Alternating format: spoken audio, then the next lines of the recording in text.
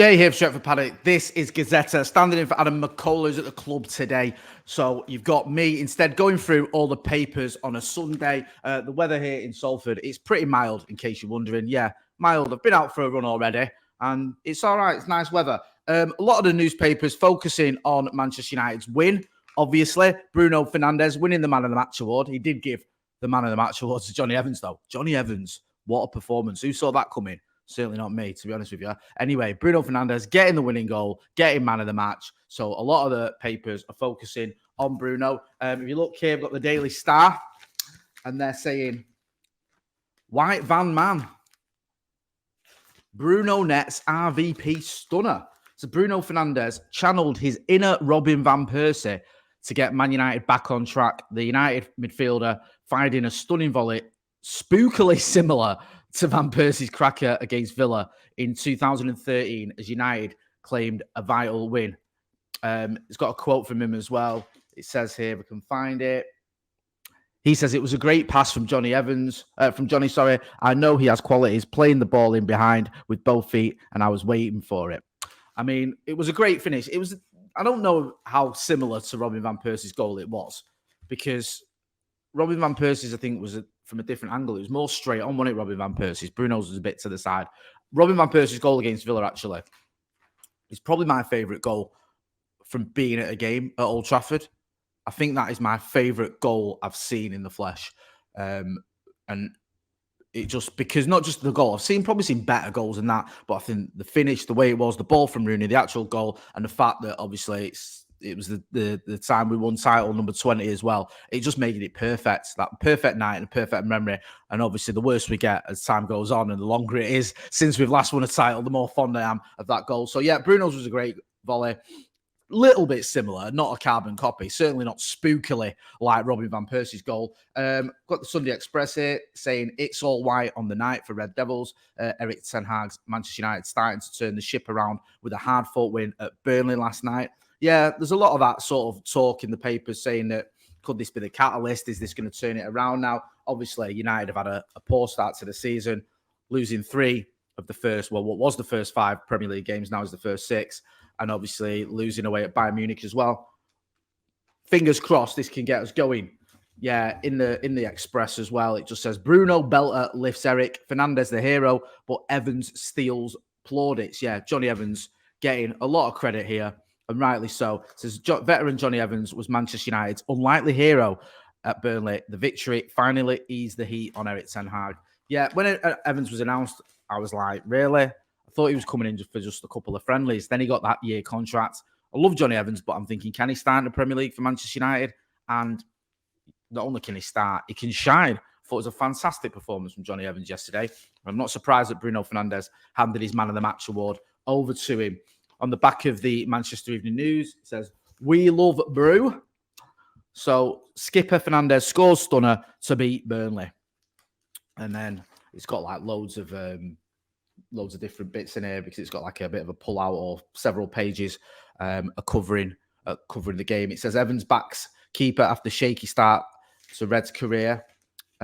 United defender Jonny Evans has offered David De Gea's difficult stints at Old Trafford as reassurance to Andre Onana following criticism of his recent performances. So he spoke about coming in, and obviously look at De Gea, how he started. Jonny Evans says, again, remember, David at the start of his career at Manchester United maybe went through a bit of a tough time to settle in, and we saw what sort of career he would go on to have for this club.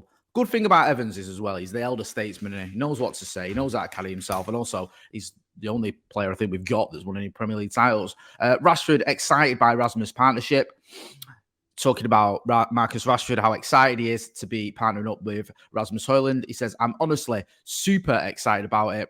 At times last year on counter-attacks, when you look up, you just see shirts of the other team and only the cutback goes on for Bruno. This year, you have to understand the dynamics have changed. We've spoken to each other, doing a lot of work off the pitch that even the coaches don't know of. It's just between me and him. I want to see that partnership shine. It's not quite there yet, is it? Seen moments. Marcus set up his goal, didn't he? Rasmus's goal against Bayern Munich, and it was millimetres away from setting him up in the Brighton game as well. But we've not really seen that partnership shine the way, hopefully, It will do. Just on Marcus Rashford as well, there's a story doing the rounds. Manchester United striker Marcus Rashford escapes unhurt after being involved in a car crash on Saturday night.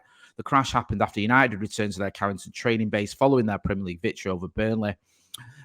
It says here, pictures and footage posted online in the aftermath of the incident showed damage suffered by Rashford's Rolls Royce. It is understood emergency services ascended the scene, but Rashford did not require medical attention and no arrests were made. So it doesn't look like there's anything to worry about there. Marcus Rashford is fine. His car might be a little bit banged up, but it's not a drama, so let's not make it one. On the back of the Sunday Mirror, St. Bruno. Bruno's getting his flowers in here, and rightly so. I know there's some people that don't like Bruno Fernandes or don't rate him, but I'm not one of them. I think he's been our best signing post for Alex Ferguson. Thought he had a great game last night. That's why he got man of the match, and he scored an absolute screamer. What more do you want from the kid? Says here, Ten Hag relief as captain fantastic. Stops red as rot. Goal hero Bruno Fernandes saluted Jonny Evans for the killer pass that set up a first win in 4 games for struggling Manchester United. To skipper Fernandes rammed home a superb volley on half-time to lift the gloom over United after the worst start to a campaign in 37 years. Hopefully then we can just move on now from the whole, this is our worst start ever and all the rest of it, because that was getting a little bit boring, wasn't it? And obviously we know that had we lost at Burnley, then the pressure would have been piled on. It would have been our worst start for, I don't know how far back you have to go to equal that one. And then it's like, right, we've got 2 games against Crystal Palace. If we don't win those, the world's going to spin off its axis. Just another story I've seen in the Mirror. It says here, Marcus Rashford, rejected Man United captaincy despite Bruno Fernandes' admission. This is from Tom Victor. I think this is from this morning. It says Bruno Fernandes took over as United captain ahead of the 23-24 season, but Rashford is thought to have once been in contention for the armband. It doesn't surprise me it was in contention. Although it does say here that he's reportedly one of the 2 Manchester United players who turned a captaincy offer down from former boss Ole Gunnar Solskjaer. Solskjaer said, didn't he, that he offered it to a couple of people before he gave it to Harry Maguire, and a couple of people turned it down. I like Marcus Rashford. I don't think he's a Manchester United captain, and I don't think he needs to be Manchester United captain either. I think he just needs to focus on his own game. Anyway, I'm going to leave it there. Love chatting to you guys. Get involved in the comments as always. Make sure as well, if you're not doing, you are hitting like, share, and subscribe. Back tomorrow. I'll be outside Old Trafford tomorrow morning. Go and check out some of the post-match reaction from yesterday as well. Plus, we'll have the Paddock podcast coming up, so make sure you subscribe. You don't want to miss any of that. The weather's actually getting a little bit gloomy outside, but don't worry. We've got the Arsenal game, I think, coming up shortly. I don't know if you want to check that out, if anyone cares. North London derby? Maybe. Suppose we can give it a go. Anyway, I'm Motty. This has been the Paper Talk. Thanks for watching.